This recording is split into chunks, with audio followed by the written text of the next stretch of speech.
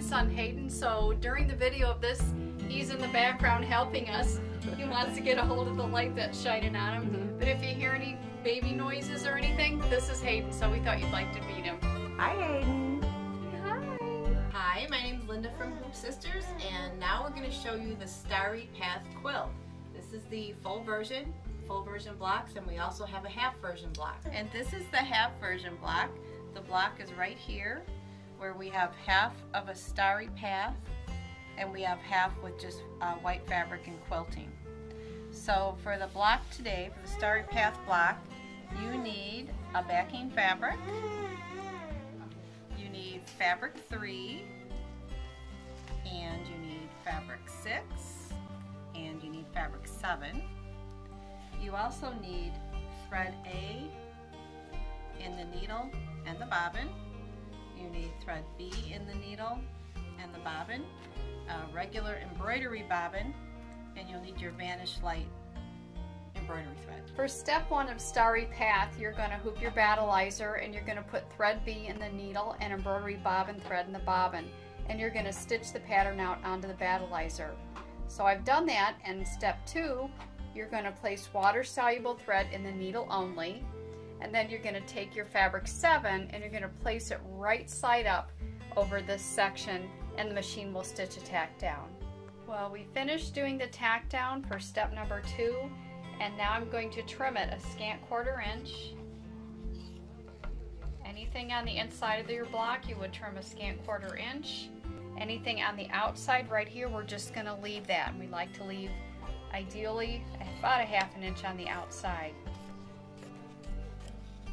And then step 3, we are going to take thread B, and we're going to put that in the needle only, and then we're going to take fabric 3 and we're going to lay it right sides to fabric 7, and we're going to sew the seam just like that. For step number 4, you're going to take fabric 3 and flip it so the right side is showing, and you're going to smooth it out and finger press it, and the machine will stitch a tack down stitch. For step 5, you're going to take your fabric 7 and you're going to lay it right side to fabric 3 with the raw edges even, just like this, and the machine will stitch a seam. For step number 6, you're going to put water-soluble thread in the needle only, and you're going to take your fabric 7, you're going to flip it right side up with the raw edges even, and the machine will stitch a tack down. For step 7, you're going to take your thread B and you're going to put it in the needle only, and then you're going to take your fabric 6 and you're going to put it right side with raw edges even to fabrics 3 and fabric 7, and the machine will stitch a seam. For step 8, you're going to flip your fabric 6 right side up. You're going to smooth out and do a finger press, and then the machine will stitch a tack down. Okay, I've already trimmed the top part of this section. I'm trimming it a scant 1/4 inch, and this is step 9. So now what we're going to do is we're going to put our water-soluble thread in the needle only, and we're going to take our fabric 7 and we're going to lay it over this section up here at the top, and the machine will stitch a tack down stitch. Okay, now that we have that fabric tacked down, I did trim a 1/4 inch here inside the block. Outside the block, we're just going to leave that fabric there, and we're going to trim a 1/4 inch here. And then we're going to put thread B, this is step 10, we're going to put thread B in the needle only, and our fabric 3 we're going to lay right sides down with the raw edges together, just like that, and it'll stitch a seam. Step 11, we're going to take fabric 3, we're going to flip it over, we're going to finger press it and let the machine stitch a tack down stitch. I finished doing the tack down on this piece, and I'm going to trim a 1/4 inch inside the block. And then for step 12, we're going to take fabric 7 and we're going to lay it right sides down with the raw edges even, and the machine will sew your seam, and then we'll come back and show you how to flip it. For step 13, you're going to put your water-soluble thread in the needle, and you're going to take your fabric and you're going to flip it right side up. You're going to finger press it, and the machine will stitch a tack down. I wanted to show you the trimming here. You're going to trim a scant 1/4 inch on the inside of the block. As it tapers in towards the point, you're going to cut closer to that stitching. On the outside edge, you can just leave that, or you can trim it to leave at least a ½ inch of fabric there. Now you're going to change to thread B, and you're going to take your fabric 6 and you're going to lay it right sides down with the raw edges even, and the sewing machine is going to stitch a seam. Now you're going to take fabric 6 and you're going to flip it so it's right side up, and the machine is going to sew a tack down stitch. Now that it's stitched the tack down, inside the block you need to cut it a ½ inch. Right here where the fabric meets the other fabric, you're going to trim real close as if for applique.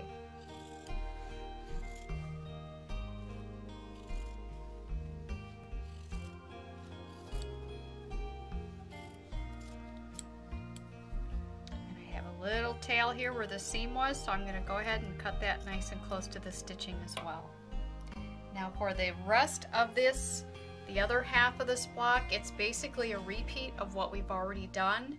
So I'm going to go ahead and fill that with fabric, and I'll come in at the end to show you what to do to finish this block. I have completed the second side of this block, and over here on this first section you can see I had trimmed right up where the fabric meets fabric, so I've trimmed right up to the stitching, and this is my last section of fabric to be added, and since I have fabric meeting fabric here and fabric meeting fabric there, I will be trimming right up to that stitching. And after that you're going to put it back on the machine, and it's going to stitch a stem stitch to cover all those raw edges. The stem stitch, it may not look like it's enough to hold it, but don't worry, because later on, after we get the backing fabric on, it's going to sew another layer of stem stitch over the top, and that'll be the quilting in the back, and it'll definitely cover your raw edges sufficiently. For step 31, you're going to change to your water-soluble thread and the needle only, and if your machine has a thread cutting feature, you need to turn it off at this time. And what you're going to do is you're going to place your block back on the back of your block. This is my fabric, and before I place it on here, I'm going to spray it with some water or temporary spray adhesive, and then center it on the block back. And I'll take it to the machine, and it'll sew a basting stitch to hold the back on.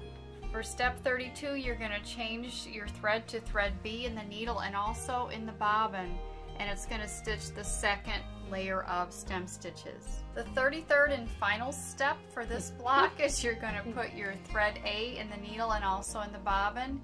And remember to draw your bobbin thread up through the top, and then it'll sew some quilting stitches. Our Starry Path block is now completed, so it's time to trim it. And just like all of our other Hoop Sisters blocks, what we need to do is any edge that would be an outside edge where possibly the binding would go, we're going to pretend this will be an outside edge. We need to trim 1/4 inch from the basting line with a regular ruler. So we'll take our regular ruler, the 1/4 inch mark on the ruler will line up with the basting line. We'll take our rotary cutter and cut through all the layers. So this would be an outside edge. The rest of the edges are inside edges. So we have another basting line. We're going to turn back the fabric. Take our Trimmer by George, which has a nice little crimped edge on it. That crimped edge gets snugged up to the fabric basting line. Lay it down flat.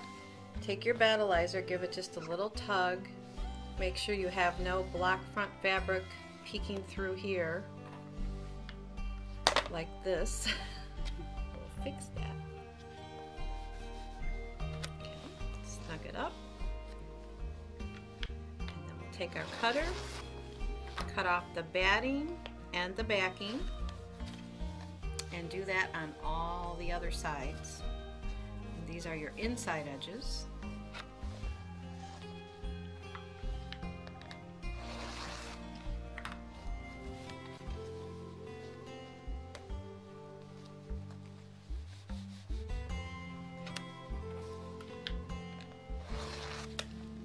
So after that's done, this is what we have left. The backing and the battleizer is totally trimmed off. Now we need to trim the top of the block. So again, on the right side, we'll line up our basting line with our 1/4 inch line on the ruler, and we'll trim off the outside edges. That's both sides done.